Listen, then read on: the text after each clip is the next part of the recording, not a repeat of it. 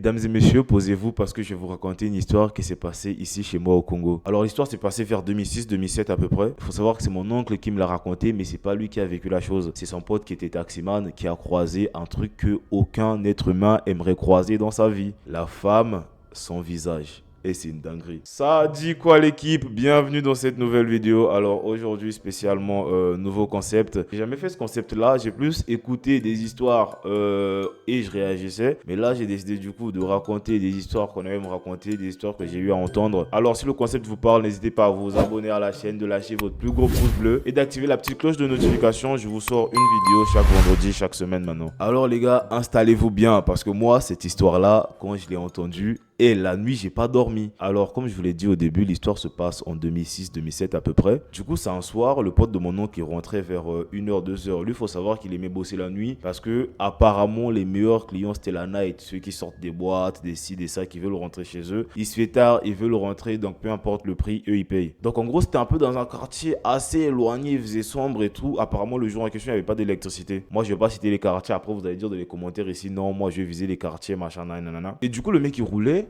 En roulant, il voit une dame au loin habillée en robe un peu claire et tout machin, tu vois, la robe était un peu claire et tout. La dame l'arrête du coup avec un signe de la main comme ici on arrête des taxis, elle fait ça. Le mec il s'arrête et la dame elle monte directement à l'arrière, genre elle dit rien, elle monte juste dans la voiture et truc machin. L'ami de mon oncle lui demande du coup madame vous allez où? Pas de réponse. Elle avait la tête du coup tournée vers je sais pas si on appelle ça pare-brise ou truc, bah la fenêtre de la voiture du coup à la banquette arrière.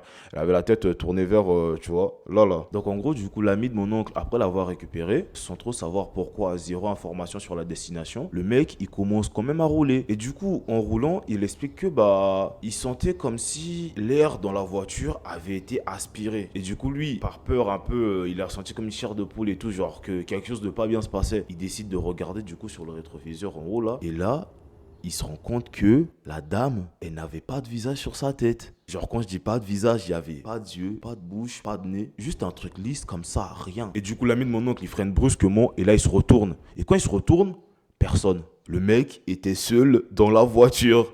Et imaginez la dinguerie, genre, le gars, il a pris une dame et ils ont avancé et tout machin. Ils se rendent compte, la dame, il a pas de visage. Il panique, il freine, il se retourne. Il y a personne dans la Gova. Sur le coup, il était vers chez lui et le gars, il panique, il laisse la voiture dans la rue. Il se barre en courant pour rentrer chez lui à pied. Pourquoi il fait ça? On sait pas. Tu es en voiture, tu préfères courir à pied alors qu'il y a un truc qui va te faire peur, enfin, qui peut te tuer. Et quand il arrive chez lui, il passe la nuit il n'arrive pas à dormir, il est traumatisé jusqu'à il trouve le sommeil. Du coup, il se réveille, il va dans la salle de bain pour changer un peu les idées, pour se doucher et tout parce que t'as été traumatisé la nuit. Quand tu rentres, t'as pas le réflexe de te laver tout de suite. Et là, du coup, il va dans la salle de bain, il voit dans le miroir comme une petite cicatrice sur sa gorge carrément, tu vois. Et il se rend compte d'un truc depuis qu'il s'est réveillé. À chaque fois qu'il dit quelque chose, bah, il n'y a pas de son. Il n'y a rien, genre, t'entends pas. Même lui, quand il dit quelque chose, il s'entend pas, tu vois. Logiquement, quand tu dis un truc, t'as un retour dans tes oreilles, tu vois. Et lui, quand il dit quelque chose, il s'entend pas. Les gens en face l'entendent pas, notamment sa femme. Il reste comme ça à 3 4 jours et c'est là que mon oncle m'a dit une phrase et qui m'a littéralement traumatisé. Mon oncle il m'a dit deux points, on ouvre les guillemets et elle t'enlève la chose que tu utilises le plus pour mentir. Parce que ce taximan, les gars, il montait tout le temps à ses clients, à sa femme, à ses proches. Et cette nuit-là du coup, la femme, son visage lui avait pris sa voix.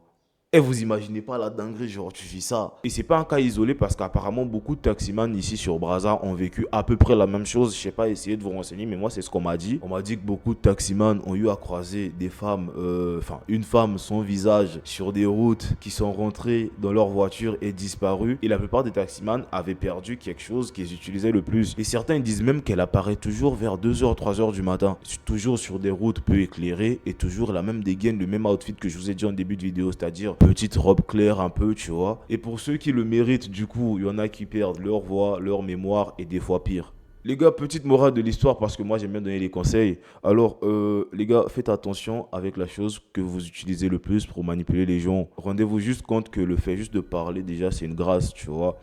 Et à n'importe quel moment, ce que tu as de plus cher, de plus précieux, on peut te l'arracher en fait. Ça peut être des entités maléfiques, tout comme ça peut être Dieu ou juste la vie en général. Tu vois, donc faites attention à vous. C'est la fin de cette petite histoire, les gars. Si tu as aimé la vidéo, je t'invite, comme d'habitude, à lâcher le petit pouce bleu, de t'abonner à la chaîne, d'activer la cloche des notifications. Venez sur mes réseaux sociaux pour me raconter d'autres histoires comme ça sur votre vécu, le vécu d'autres personnes que vous connaissez, ou juste en vrai des légendes d'Afrique ou du Congo en général. Moi, ça me plaît bien de vous raconter ce genre d'histoire parce que moi aussi, ça me permet de m'édifier, de connaître un peu ce qui se passe dans d'autres cultures, etc. Et il n'y aura pas que ce genre de vidéos du coup sur la chaîne, ça va vraiment varier entre vlogs, si, ça, nanana. Je suis encore en train de voir qu'est-ce que je peux vous produire, qu'est-ce que je peux vous proposer qui va me plaire aussi à moi-même. Et si toi aussi tu as entendu parler de la femme sans visage, je t'invite à me le dire dans les commentaires. Allez, chiche!